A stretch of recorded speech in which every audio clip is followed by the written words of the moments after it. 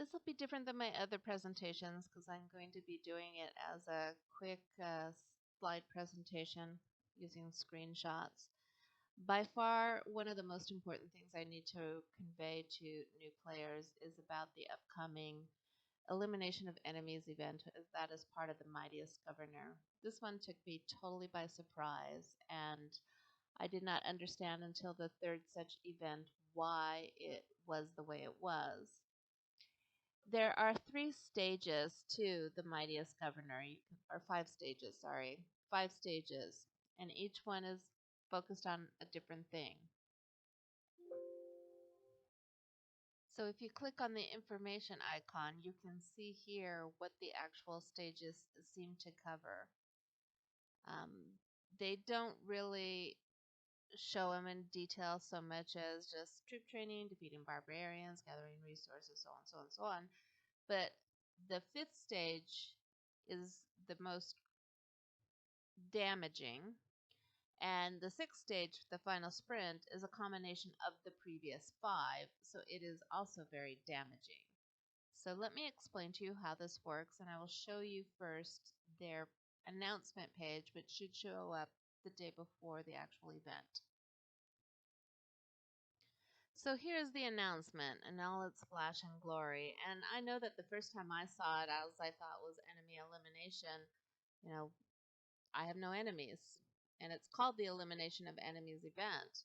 So it's all about how do you describe what an enemy is? But then you read it: severely wound or kill other governor's troops to earn points, protect your troops, or go on a killing spree. So it is known as the killing event. And I didn't even know that till my 3rd event, or right before my 3rd event, when I started looking on the Kingdom chat to see what was going to be referenced about it. Because in the beginning of a kingdom, there's no dominant voice whatsoever. There's no council. There's no, agreement of how the rules are going to be applied and all of that. So when you're taken by surprise, like we were the very first time, and I'll share the stories of the first events in a separate video, because both times it led to war, and it was quite an interesting dynamic how they did it, and each time it was different, slightly different players each time too.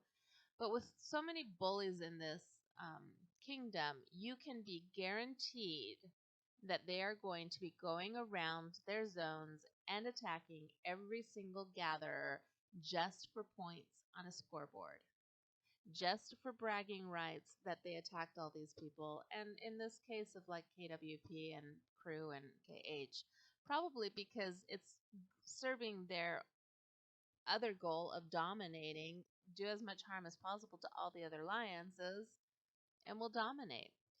So I highly encourage everyone, do not send out gatherers that day. Or if you do, send them out in small numbers and watch them. See who's coming. See if there's any enemy or any troops that are headed your way. And if you get battle reports, start sharing them. Share them on the Kingdom chat. I'll be around. I'll start grabbing them. We can start posting them. We'll start seeing who the bad actors are.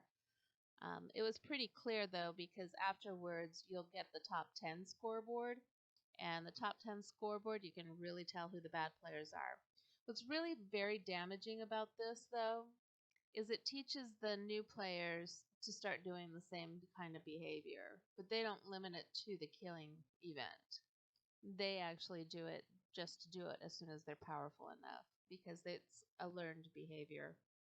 So bullies beget bullies. And that's exactly what happened in my first kingdom. And it's a very weak kingdom as a result. So I want to encourage everyone, be aware of this. It's called the killing event, not enemy elimination or elimination of enemies event by bullies and thugs and tyrants. Okay, signing off.